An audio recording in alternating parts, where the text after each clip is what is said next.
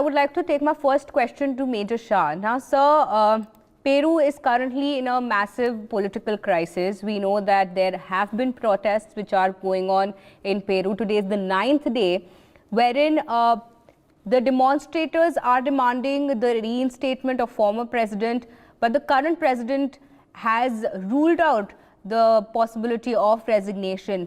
Now, sir, such political crisis wherein the president is taking a straight and a very firm stand for not resigning, although the demonstrators or the people or the citizens of Peru do want the former president to be reinstated. Sir, how do you view this full situation that's happening in Peru?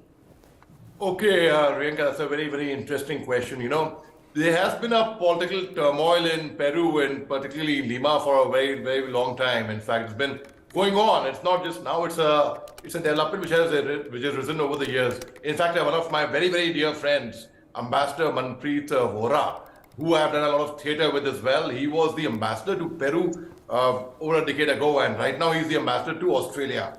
So I know the challenges he would have had to face over there. I can well imagine. I can well empathize with him and sympathize with him at the same time. Now, Mr. Castillo, who is the ex-president, who is right now under detention.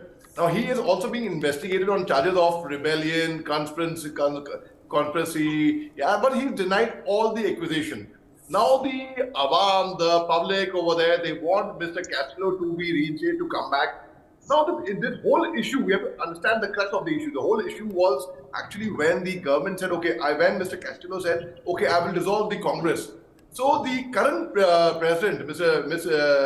Dina Boluarte, she said that, okay, by the previous president resigning, does it solve the crisis? It did not solve the crisis. So she refused to step down. She says, no, I will not step down. And already it's taken lives of people. I mean, military over there has ruthlessly shot down protesters. So it has been, it's a grim situation over there. But yes, by the current president, Dina Boluarte, not stepping down, it could lead to a further crisis. I mean, this is something which is very, very sensitive. It has to be tackled in a very, very, remember how it happened in Sri Lanka, when the president said, I will not step down, and there were protests in Sri Lanka, and in fact, your channel was reporting it in a very, very responsible, mature, and a very, very, giving it wide coverage. Yes, and rightly so. Similarly, now, there is going to be further trouble, unfortunately, in Peru coming up, because the president has refused to resign, and the protesters are on the streets, and the military is